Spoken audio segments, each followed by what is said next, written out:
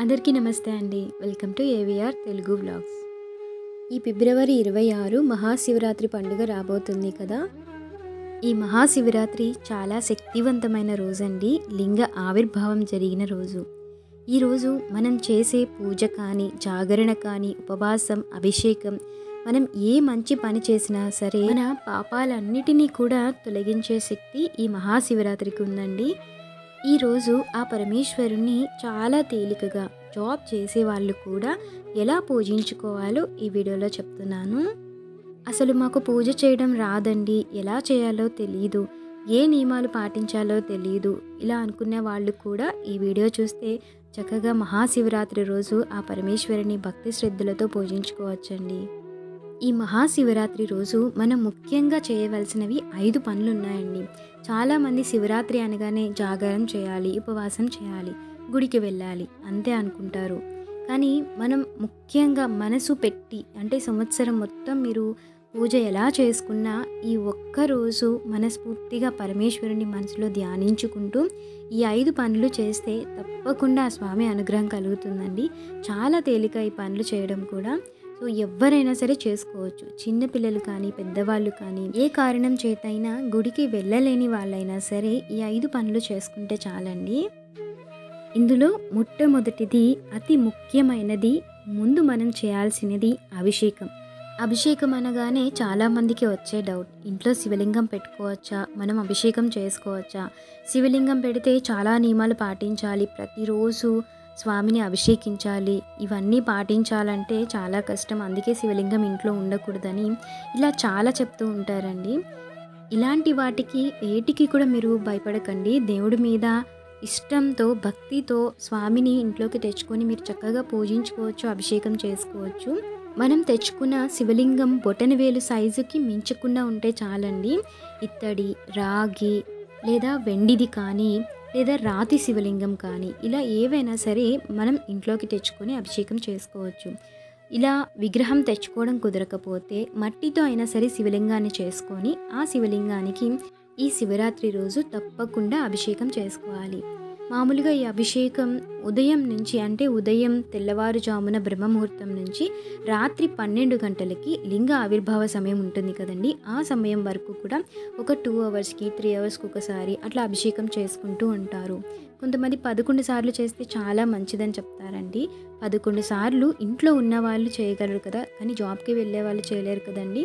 So అలాంటి వాళ్ళు ఉదయం మీరు జాబ్కి వెళ్ళే ముందు స్వామికి అభిషేకం చేసుకొని, పూజ చేసుకొని, జాబ్కి వెళ్ళిన తర్వాత ఇంటికి వచ్చి తిరిగి సాయంత్రం చేసుకొని మళ్ళీ అర్ధరాత్రి 12 గంటల వరకు మేల్కొని ఉండగలిగితే ఆ సమయంలో చేసే అభిషేకం చాలా విశేషమైన ఫలితాన్ని ఇస్తుందండి. అది లింగ ఆవిర్భావ సమయం కదా. మీరు ఎక్కడైనా చూడండి, ఏ శివాలయంలో అయినా 12 గంటలకి చాలా ఘనంగా శివలింగానికి అభిషేకం జరుగుతూ ఉంటాయి. ఒకవేళ మీరు ఇంట్లో చేసుకోలేకపోతే శివాలయంలోనే ఆ సమయంలో కూర్చొని ఉంటే వాళ్ళు పంతులుగా చేస్తూ ఉన్న అభిషేకం మన కళ్ళతో చూసినా చాలండి. మనం ఇంట్లో పూజ చేసుకునేటప్పుడు స్వామికి అభిషేకం చేసుకునే ముందు వినాయకుడికి పూజ చేసుకోవాలి. మీకు వస్తే షోడశోపచార పూజతో స్వామిని పూజించుకోండి, లేదా పంచోపచార పూజ అయినా చేసుకోవచ్చు. ధూప దీప నైవేద్యాలు స్వామికి సమర్పించిన తరువాత పరమేశ్వరుణ్ణి పూజించుకోవాలి.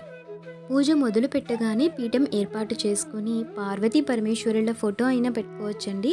మీరు శివలింగం లేకపోతే ఫోటో అయినా పెట్టుకొని ఆ ఫోటోని పూజించుకోవచ్చు. పీఠం పెట్టుకోలేకపోయినా పూజా మందిరంలోనే చేసుకోవచ్చు. ముందుగా దీపాన్ని వెలిగించి వినాయకుడికి పూజ చేసి ఆ తర్వాత పరమేశ్వరుని పూజించుకోవాలి. ఈ శివరాత్రి రోజు మనం చేయవలసిన అతి ముఖ్యమైన రెండవ పని అర్చన. పరమేశ్వరుడికి బిల్వపత్రాలతో అర్చన చేసుకోవాలండి. బిల్వపత్రాలతో స్వామిని పూజిస్తే ఐశ్వర్య ప్రాప్తి కలుగుతుంది. కనీసం ఒక్కటైనా సరే బిల్వపత్రం ఆ రోజు స్వామికి సమర్పించుకోండి. స్వామి ఇంట్లో శివలింగం ఉన్నట్లయితే పైన బిల్వపత్రం పెట్టి అభిషేకం చేసుకుంటే చాలా మంచిదండి. లేదా ఒక కవర్, మనకి 10 రూపీస్ 20 రూపీస్ కలా అమ్ముతారు కదా బిల్వపత్రాలు, అవి తీసుకొని వచ్చి స్వామికి అర్చన చేసుకోవాలి. ఈ బిల్వపత్రాలతో అర్చన చేసేటప్పుడు మనకి ఒక స్తోత్రం, రుద్రంతో సమానమైన స్తోత్రం ఉంటుందండి. అది నేను నిన్న రీసెంట్గా పోస్ట్ చేశాను. సో మీరు ఆ వీడియో చూసుకుంటూ లేదా ప్లే చేసుకుంటూ బిల్వపత్రాలతో స్వామిని అర్చన చేసుకోవాలి. ఒకవేళ మీకు ఏమీ చదవడం రాకపోయినా పక్కన రుద్రం ప్లే చేసుకుంటూ బిల్వపత్రాలు ఒక్కొక్కటి స్వామికి సమర్పించుకొని, అలాగే ఈరోజు శివ పంచాక్షరి మంత్రం ఉంటుంది కదండి, అది చాలా పవర్ఫుల్ అండి. ఆ నామాన్ని చదువుకుంటూ ఉండాలి. ఒకవేళ అది కూడా చదవడం రాదు అనుకుంటే శివాయ గురవే నమః, ఆ పరమేశ్వరుడే నా గురువు అని మనస్ఫూర్తిగా స్వామిని ఆ రోజంతా మనసులో ధ్యానిస్తూ ఉండాలి. మనం చేసే అర్చన కూడా చాలా ఇంపార్టెంట్ అండి. మీరు ఇంట్లోనే ఫోటోకి కానీ లేదా శివలింగానికి కానీ మనస్ఫూర్తిగా పూజ చేసుకోండి. ఎందుకంటే ఇలాంటి స్పెషల్ పూజలప్పుడు మనకి టెంపుల్స్లో కొంచెం రష్గా ఉంటుంది కదా, అలాంటప్పుడు మీరు గుళ్ళో జస్ట్ స్వామి దర్శనం చేసుకొని ఇంట్లోకి వచ్చి మీ ఇంట్లో ఉన్న ఫోటో ముందు శివలింగం ముందు కూర్చొని మీకు వచ్చిన స్తోత్రాలన్నీ చదువుకొని స్వామిని మనస్ఫూర్తిగా అర్చన చేసుకోవచ్చు. పూలతో, బిల్వపత్రాలతో, అక్షింతలతో స్వామిని పూజించుకోవచ్చు. శివ సహస్రనామం, అలాగే బిల్వాష్టకం, శివాష్టకం, ఇలా చాలా స్తోత్రాలు ఉన్నాయి కదండి. మనస్ఫూర్తిగా అవన్నీ చదువుకుని స్వామిని పూజించుకోండి. ఈ అర్చన కూడా చాలా ఇంపార్టెంట్ అండి శివరాత్రి రోజు. ఇప్పుడు మీకు వీడియోలో కనిపిస్తుంది ఇత్తడి శివలింగం అండి. మా ఇంట్లో మొన్నటి వరకు స్ఫటికలింగం ఉండేది కదా, సో ఇప్పుడు లేదు, మేము ఈ లింగం తెచ్చుకున్నాము. బయట మనకి మార్కెట్లో అమ్మేది స్ఫటికలింగం కాదంటండి, అది గాజు అంట. సో ఈ లింగం కూడా మేము కాళహస్తి వెళ్ళినప్పుడు అక్కడ తీసుకున్నాము. మనం ఏ లింగం తీసుకున్నా సరే, మీరు రాతి లింగం తీసుకున్నా సరే, దగ్గరలో ఉన్న శివాలయంలో గర్భగుడిలో ఉన్న శివలింగానికి తాకిచ్చిమ్మంటే ఏ పంతులు గారైనా మనకి ఇస్తారండి, గుళ్ళో పంతులు. సో అలా స్వామికి తాకించి మనం ఇంటికి తెచ్చుకున్న శివలింగాన్ని పూజ చేసుకుంటే చాలా మంచిది. అలాగే శివలింగానికి అభిషేకం చేసేటప్పుడు నాగపడగ తీసేసి చేయాలంటండి. ఇంట్లో అభిషేకం అయిపోయిన తర్వాత ఆ శివలింగం పైన నాగపడగ తప్పకుండా ఉండాలి అంటారు. స్వామికి మెల్లో ఎప్పుడు నాగాభరణం ఉంటుంది కదండి, సో అందుకని మనం కూడా ఇంట్లో ఒక చిన్న నాగపడగ తెచ్చుకొని శివలింగం పైన పెట్టుకోవచ్చు. కానీ అభిషేకం మాత్రం ఓన్లీ శివలింగానికే చేసుకోవాలి. ఈ అభిషేకం చేయడానికి పాలు, ఆవు పాలు, ఆవు పెరుగు, ఆవు నెయ్యి, తేనె, పంచదార, ఇలా పంచామృతం రెడీ చేసుకొని వీటితో స్వామిని అభిషేకం చేసుకుంటే చాలా మంచిదండి.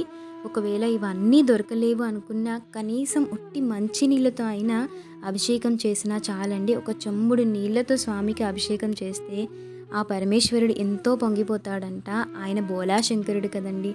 మనం ప్రేమతో ఏది ఇచ్చినా సరే స్వామి మన పూజని స్వీకరిస్తారు. కాకపోతే మనం మనస్ఫూర్తిగా భక్తి శ్రద్ధలతో స్వామిని ఆ రోజు పూజించుకోవాలి. ఇంకొక విషయం ఏంటంటే, ఇలా అర్చన చేయడం రోజంతా పూజా మందిరం దగ్గర కూర్చొని చేయడం కుదరని వాళ్ళు ఉంటారు కదా, అంటే బయటికి వెళ్ళే వాళ్ళు ఉంటారు కదా, మన మనసులో నిత్యం శివనామస్మరణ చేసుకుంటూ ఉండాలండి. ఓం నమ శివాయ అని కానీ, శివాయ గురవే నమః అని కానీ, అరుణాచల శివ అని కానీ, ఏదైనా సరే మీ ఇష్టమైన మంత్రాన్ని, పరమేశ్వరుడి మంత్రాన్ని మనసులో స్మరించుకుంటూ ఉండాలి. ఇలా నిత్యం స్వామిని మనసులో తలుచుకుంటూ ఉన్నా కూడా స్వామికి అర్చన చేసినట్లే. ఇక మూడవది ఉపవాసం. ఉపవాసం అంటే ఏమీ తినకుండా కటిక ఉపవాసం చేస్తే చాలా మంచిది అని చాలామంది చెప్తారు కదండి. అది నిజమేనండి, చాలా మంచిది కటిక ఉపవాసం అనేది.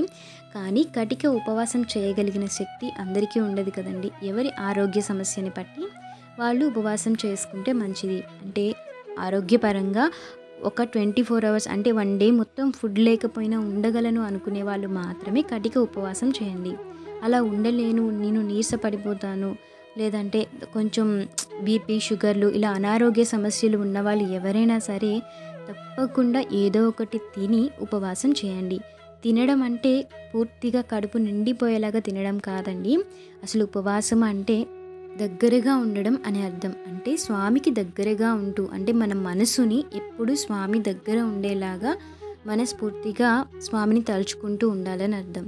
మనం కడుపు నిండా తినేస్తే మనకి వేరే వేరే కోరికలు వస్తాయి, ఆలోచనలు వస్తాయి, నిద్రపోవాలన్న ఆశ ఎక్కువగా ఉంటుంది కదా. సో కడుపు నిండుగా తినకుండా లైట్గా మీకు నీరసం రాకుండా ఉండగలిగేలాగా ఏదో కొంచెం ఆహారం తీసుకొని మన మనసులో మాత్రం నిత్యం స్వామిని స్మరించుకుంటూ ఉండాలి. అలాగే ఇంకొంతమందికి వచ్చే డౌట్, వండిన ఆహారం తినొచ్చా, పాలు తాగొచ్చా, టీ తాగొచ్చా, పళ్ళు, కాయలు ఇలాంటివి తినొచ్చా అని చాలామందికి డౌట్స్ వస్తాయి కదండి. మీరు ఫ్రూట్స్ మాత్రమే తిని ఉండగలను అనుకుంటే ఫ్రూట్స్ తీసుకోండి, లేదా డ్రై ఫ్రూట్స్ తీసుకున్నా సరే మనకి ఇన్స్టెంట్ ఎనర్జీ వస్తుంది. జ్యూసెస్ వల్ల కూడా వస్తుంది, పాలు కూడా తాగొచ్చు. ఇక పొయ్యి మీద వండిన టిఫిన్స్ లాంటివి మీ అనారోగ్య సమస్యని బట్టి మీరు ఉండలేను అనుకుంటే టిఫిన్ చేయొచ్చు. ఏదైనా సరే చాలా తక్కువగా తీసుకొని స్వామిని నిత్యం మనసులో స్మరించుకుంటూ ఉండాలి. ఇక 4వది జాగరణ. జాగరణ అంటే ఆ రోజు నైట్ మొత్తం నిద్రపోకుండా పరమేశ్వరుని స్తోత్రాలు కానీ లేదా స్వామి నామస్మరణ చేసుకుంటూ కూర్చోవడం అని అర్థం అండి. జాగరణ అంటే నిద్ర మానుకొని కూర్చొని ఏదైనా చూడొచ్చని కాదు. ఎప్పుడూ కూడా మనసులో ఓం నమః శివాయ, ఓం నమః శివాయ అని అనుకుంటూ కనీసం అర్ధరాత్రి 12 గంటల వరకు, అంటే లింగ ఆవిర్భావ సమయం వరకైనా సరే ఉంటే చాలా చాలా మంచిదండి. మీరు శివరాత్రి రోజు ఉదయం నుంచి రాత్రి వరకు చేసిన పూజ కన్నా అర్ధరాత్రి 12 గంటల సమయంలో చేసే పూజ చాలా విశేషమైన ఫలితాన్ని ఇస్తుందండి. కరెక్ట్గా ఈ 12 గంటల సమయంలో ఒక్క 5 నిమిషాలు స్వామికి అభిషేకం చేసుకుంటే చాలండి. ఎందుకంటే లింగ ఆవిర్భావ సమయం మహాశివరాత్రి రాజు అర్ధరాత్రి 12 గంటల సమయంలోనే లింగ ఆవిర్భావం జరిగింది. అందుకనే అంత విశేషమైన సమయం అండి అది. ఈ సమయంలో మీ ఇంట్లో శివలింగం లేకపోయినా పర్వాలేదు, ఒక చిన్న మట్టితో శివలింగం ఆకారం చేసుకొని ఒక ప్లేట్లో పెట్టుకొని ఒక చిన్న చెంబుతో మంచి నీటితో స్వామిని అభిషేకం చేసుకుంటూ స్వామిని మనసులో తలుచుకుంటూ ఉన్నా చాలండి. ఈ సమయంలో అభిషేకం చేసుకుంటే మంచిది అని ఇన్నిసార్లు ఎందుకు చెప్తున్నానంటే, శివుడు అభిషేక ప్రియుడు, అది మనందరికీ తెలుసు కదండి. మనం ఏమి చేయకపోయినా ఒక చిన్న చెంబు మంచి నీటితో స్వామికి అభిషేకం చేస్తే స్వామి ఎంతో పొంగిపోతారంట. అందుకనే లింగ ఆవిర్భావ సమయం అతి ముఖ్యమైన సమయం కాబట్టి స్వామికి ఆ టైంలో అభిషేకం చేసుకుంటే మంచిది. ఆ 12 గంటల సమయం తర్వాత మీరు ఉండగలిగితే తెల్లవారే వరకు ఉండొచ్చు. ఒకవేళ ఉండలేకపోతే ఆ సమయం వరకు ఉండి ఆ తర్వాత నిద్రపోవచ్చు. ఇక 5వది శివనామ స్మరణ.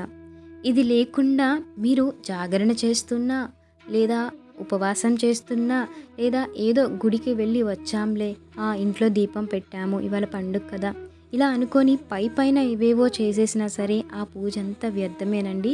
దానివల్ల మనకి వచ్చే ఫలితం ఏమీ ఉండదు. ముందు ఉండాల్సింది మన మనసులో కదండి. స్వామిని ఎప్పుడు కూడా నిత్యం తలుచుకోవాలి. శివరాత్రి రోజు ఆ స్వామి యొక్క అనుగ్రహం కావాలి అని మన మనసులో ఉండాలి.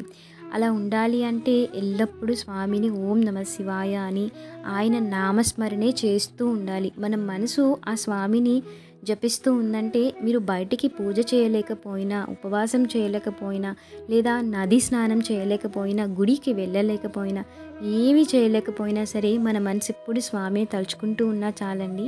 సో అన్నిటికంటే అతి ముఖ్యమైనది శివనామస్మరణ. ఇది తప్పకుండా చేయాలి. మన మనసులో మీరు బయటికి మాట్లాడుతున్నా ఏం చేస్తున్నా సరే మనసులో మాత్రం ఆ స్వామిని తలుచుకుంటూ ఉండాలి. అలా తలుచుకోవాలి అంటే మనం యూట్యూబ్స్ అని, ఇన్స్టాగ్రామ్స్ అని ఇలా ఫోన్ చూడడం వలన మన మైండ్ తప్పకుండా డైవర్ట్ అయిపోతుందండి. ఆ రోజు మీరు ఒక నియమం పెట్టుకోండి, ఈరోజు నేను పరమేశ్వరుడి ధ్యానంలో ఉండాలి అంటే మన చెవులు ఏవైతే వింటున్నాయో మన మనసు కూడా అదే ఆలోచిస్తుందండి. సో తప్పకుండా ఆ రోజంతా ఆ పరమేశ్వరుడికి సంబంధించిన ప్రవచనాలు కానీ లేదా ఆ శివుడి యొక్క స్తోత్రాలు కానీ ఇలాంటివి మాత్రమే నిత్యం మనం వింటూ ఉంటే మన మనసు తప్పకుండా ఆ స్వామి మీదే ఉంటుంది, వేరే వైపుకి డైవర్ట్ అవ్వకుండా ఉంటుంది. ఈ 5 పనులు చాలా కష్టమైనవి కాదు కదండి, ఎవరైనా చేసుకోవచ్చు. వీటి కోసం మీరు ఎక్కడికి వెళ్ళక్కర్లేదు, మీరు ఉన్న ఇంట్లోనే చేసుకోవచ్చు మనస్ఫూర్తిగా. లేదా మీరు ఆఫీస్కి వెళ్ళినా సరే ఏమీ చేయలేకపోయినా ఒక శివనామ స్మరణ అయినా సరే మనస్ఫూర్తిగా చేసుకోవచ్చు. ఇంకా వీటిలో చాలామందికి కొన్ని డౌట్స్ వస్తూ ఉంటాయి కదా, అంటే periods time 4th day 5th day నేను పూజ చేసుకోవచ్చా, అభిషేకం చేసుకోవచ్చా కానీ చాలామంది అడుగుతూ ఉంటారండి. 5th డే రోజు పూజా మందిరం దగ్గరికి అయితే వెళ్ళొచ్చు కానీ పూజ చేయకూడదని చెప్తారు కదండి. అంటే మీకు తెలుస్తుంది కదా, మీరు శుభ్రంగా ఉన్నారు అనుకుంటే 5th డే దాటిన తర్వాత 6th డే నుంచి పూజ చేసుకోవచ్చు. ఒకవేళ ఈ లోపు కనుక శివరాత్రి వచ్చినట్లయితే అనుకోకుండా ఇలాంటి టైమింగ్స్లో వస్తే మీరు పూజ చేయకుండా ఇంటిని శుభ్రంగా ఉంచుకొని మీ ఇంట్లో ఉన్న వాళ్ళని పూజ చేయమని చెప్పుకోవచ్చండి. చెప్తున్నాను కదండి, మనం పూజ చేయలేకపోయినా ఏమీ చేయలేకపోయినా మన మనసులో ఆ తండ్రిని తలుచుకుంటూ ఉంటే చాలండి. అలాగే ఇంకొక ముఖ్యమైన విషయం ఏంటంటే, కొంతమంది పూజ చేసుకుంటారు, గుడికి వెళ్తారు, అన్నీ చేస్తారు, కానీ ఎదుటి వ్యక్తుల్ని మాత్రం కొంతమంది బాధ పెట్టడం కానీ, ఏదైనా అనడం కానీ, సో చులకనగా చూడడం ఇలాంటివి చేస్తారండి. ఇలాంటివి చేయడం వలన ఎంత పూజ చేసినా వ్యర్థమేనండి. ఎప్పుడూ కూడా మన ఎదుటి వ్యక్తిలో దేవుణ్ణి చూడగలగాలి. మనకి రుద్రంలో కూడా అదే వస్తుందండి. అన్నిటిలోనూ శివుడు ఉన్నారని చెప్పే వస్తుంది. అంటే మనలో ఉన్నారు, మన చుట్టుపక్కల ఉన్న అందరిలో కూడా ఉన్నది శివుడే. ఆ ఉద్దేశంతోనే శివరాత్రి రోజు అందరిలోనూ శివుణ్ణి చూస్తూ అందరితో ప్రేమగా ఉంటూ ఏ గొడవలు లేకుండా ఎవరిని తిట్టకుండా ఉండాలి. ఈ శివరాత్రి రోజు ఆ స్వామికి పళ్ళు నైవేద్యంగా తప్పకుండా సమర్పించాలండి. మీరు ఏ ఫ్రూట్స్ పెట్టినా పర్వాలేదు, వాటిని స్వామికి నైవేద్యంగా సమర్పించి తిరిగి ఆ నైవేద్యాన్ని మనం ప్రసాదంగా స్వీకరించాలి.